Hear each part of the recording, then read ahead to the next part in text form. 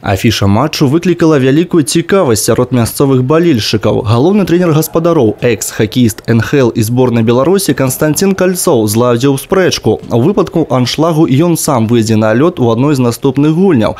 Як вынік, трыбуны былі запоўнены практычна цалкам. На матч прыйшло больш за 1600 балельшчыкаў. Здаецца, яны засталіся задаволеныя гульнёй зубраў. Пачатак матча застаўся за Брэстам. Падапечныя Константина Кольцова адкрылі лік ужо на другой хвіліне. Аднак развіць поспех адразу не ўдалося. Серыя выдаленняў, контратакі праціўніка і лік цалкам мог стаць роўным. Калі б не варатар зубраў Ігор Пятрэнка, ён цягнуў шайбу з розных пазіцый. Палявыя гульцы падтрымалі галкіпера на пачатку трэцяга перыяду. За 2 хвіліны яны закінулі 3 шайбы. Здавалася, перамога ў кішэні. Заставалася толькі утрымаць перавагу, але шот-ауту наш галкіпер так і не дачакаўся. Давід Грыгаран дакладным кідком завяршыў хуткую контратаку. У выніку перамога Брэста 4-1. Старались играть активно, выполнять установку тренера.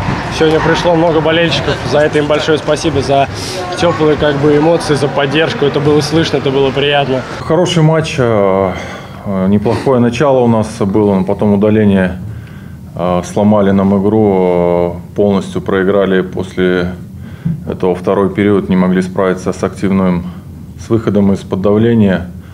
Ну, спасибо вратарю, здорово он нас выручал.